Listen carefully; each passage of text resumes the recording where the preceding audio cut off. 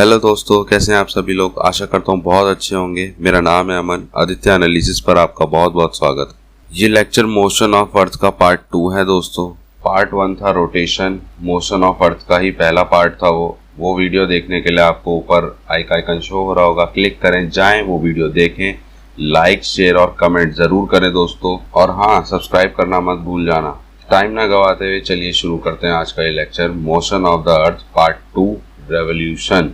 यहाँ रेवोल्यूशन का मतलब दोस्तों वो बिल्कुल नहीं है जो आप समझ रहे हैं, फ्रेंच रेवोल्यूशन, अमेरिकन रेवोल्यूशन, ऐसा बिल्कुल नहीं है। यहाँ रेवोल्यूशन का मतलब है कि प्लैनेट्स जो हैं सन के अराउंड चक्कर काट रहे हैं, यानी कि रोटेट कर रहे हैं, तो उसी को ही रेवोल्यूशन बोलते हैं।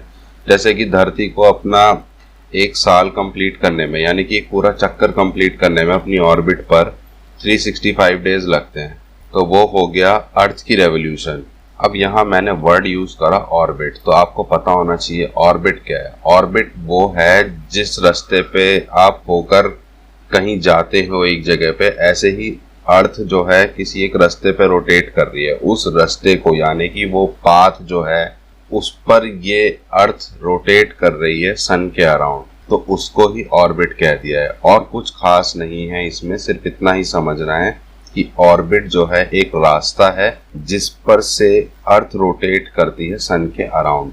बस मेन चीज ये है जो आपको याद रखनी है कि ऑर्बिट की शेप क्या है। तो ऑर्बिट की शेप अगर मैथमेटिकल टर्म में मैं बात करूं तो ओवल है, और अगर ज्योग्राफिकल टर्म में मैं बात करूं तो shape of earth is called an ellipse, और इलेप्टिकल भी बोल सकते हैं आप, राइट। छोटी क्लासों के लिए इतना बहुत है, एसएससी वालों के लिए भी इतना बहुत है, बट अगर हम बात करें बड़े एग्जाम्स लाइक यूपीएससी, तो वहां पर एक क्वेश्चन आपके मन में आ रहा होगा कि ये जो ऑर्बिट है ये कैसे बनता है। लाइक हम लोग तो अपनी रोड बनाते हैं, बट ये अर्थ ने अपनी रोड कैसे बनाई है, यानी ऑर्बिट कैसे बनाई है। अब वो ऑर्बिट बनाने के लिए जो फोर्स लगा है, यहाँ पर सेंट्रीपेटल फोर्स लगा है। अब वो सेंट्रीपेटल फोर्स क्या होता है आप इमेज में देख रहे होंगे।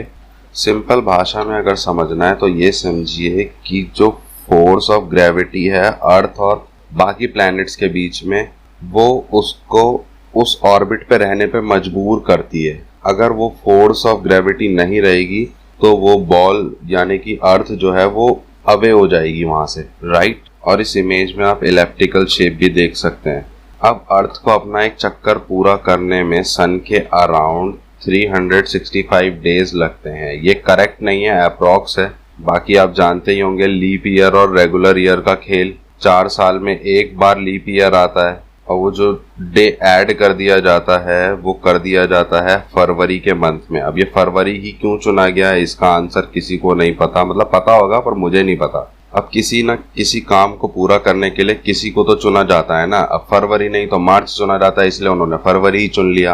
अब यहाँ पर फोकस कीजिए इस स्लाइड पर, और ये चीजें जो आपको एग्जाम में ज्यादातर पूछी जाती हैं उस पर ध्यान दीजिएगा कि ड्यूरेशन क्या है रेवोल्यूशन करने की, तो 365 डेज 1 ईयर, ठीक है। डायरेक्शन क्या है इसकी घूमने की, तो ये एंटी क्लॉकवाइज घूमती है, रोटेट भी एंटी क्लॉकवाइज करती है, रेवोल्यूशन भी एंटी क्लॉकवाइज करती है, यानी कि वेस्ट टू ईस्ट रोटेट करती है अर्थ। फॉर्मेशन क्या होती है, मतलब क्या बनाती है, तो सीजन्स बनाती है। आप देखते होंगे सर्दी गर्मी, उसमें आएंगे, आगे चलते हैं।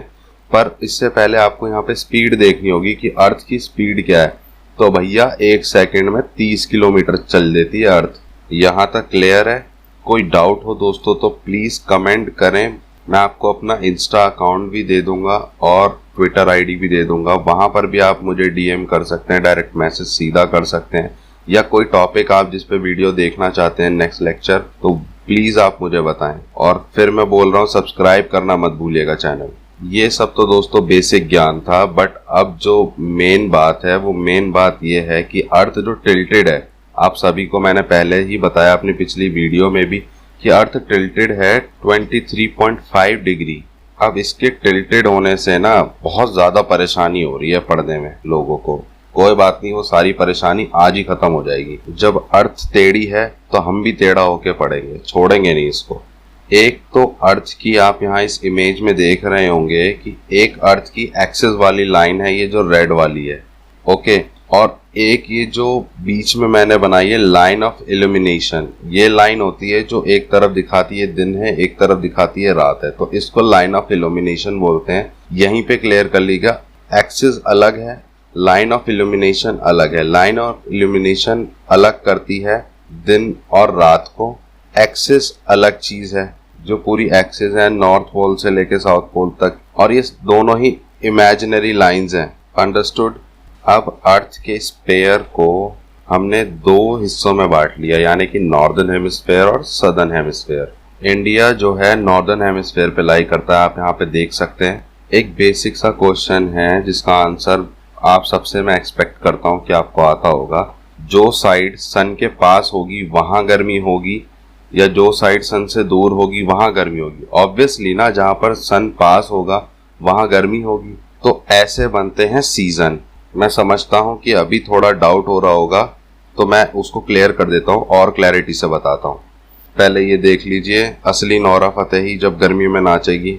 अब इस इमेज को ध्यान से देखिए दोस्तों, जो इक्वेटर है, इक्वेटर पे बिल्कुल लाइन ऑफ इल्यूमिनेशन जो है वो हाफ हाफ कर दी रही है स्फीयर को। जब हाफ वो कर रही है तो इसका मतलब ये है कि 24 घंटे का हाफ अगर हम करते हैं तो कितना होता है? 12 आवर्स होता है। यानी कि यहाँ पर जो 12 आवर्स जो है आपको गर्मी देखने को मिलेगी, भीषण गर्मी इक्वेटर पे। एक ही सीजन रहता है वहां पे, दिन में गर्मी बारिश 2 से 5 के बीच में होती है ना, रात को ठंड हो जाती है थोड़ी।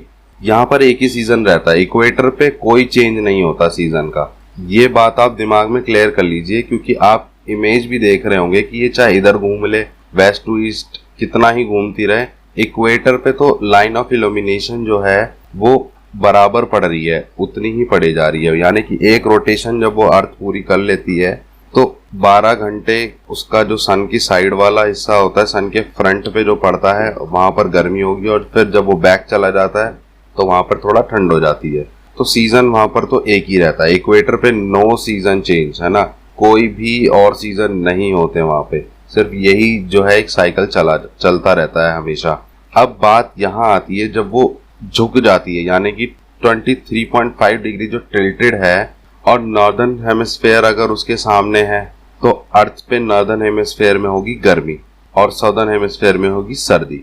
यानी कि अपोजिट्स जो हैं वो सीजन फॉर्म होंगे। उसके लिए ये इमेज आप एकदम से क्लियर देख लीजिए। जब स्प्रिंग आएगा नॉर्दर्न हेमिस्फीयर में तो ऑटम चल रहा होगा सदर्न हेमिस्फीयर में। समझ रहे हैं ना आप? बिल्कुल अपोजिट हो जाएगा। तो जो साइड सन के पास होगी वहां पर गर्मी होगी, जो साइड सन से दूर होगी वहां सर्दी होगी। ये बात आपको बहुत अच्छे से ध्यान में रखनी है, तभी आपको ये पूरा कॉन्सेप्ट समझने में आएगा। आप अर्थ के स्फीयर को दो भाग में काट लीजिए, यानी कि एक अपर पार्ट काट लिया, एक नीचे वाला पार्ट काट लिया, नॉर्दर्न हेमिस्फीयर और सदर्न हेमिस्फीयर। अब वो झुकी हुई है। अब झुकी हुई होने के कारण उसका एक साइड यानी कि नॉर्दर्न हेमिस्फीयर तो सन से जुड़ा हुआ है और सदर्न हेमिस्फीयर सन से दूर है। तो सन के पास है वहां गर्मी है, जो सन से दूर है वहां सर्दी है। क्लियर? अगर अब भी कोई डाउट है तो प्लीज आप मुझे जरूर कमेंट करें। Let's have a look on this table guys. इस टेबल में आप देख रहे होंगे जब नॉर्दर्न हेमिस्फीयर में विंटर है तो सदर्न हेमिस्फीयर में समर है। जब स्प्रिंग है तो ऑटम है, समर है तो विंटर है, ऑटम है तो स्प्रिंग है। बस ऐसे ही सीजन फॉर्म हो गए हैं और कुछ नहीं है। आई होप आपको ये लेक्चर बहुत अच्छे से समझ में आया होगा गाइस। तो प्लीज इसे सब्सक्राइब करें, चैनल को लाइक शेयर कमेंट जरूर करें। इंस्टा आईडी मैंने आपको दे दी है, वहां भी डीएम कर सकते हैं। ट्विटर आईडी आपको यहाँ पे है, यहाँ पे भी आप मुझे फॉलो कर सकते हैं। Thank you. Let's call a day.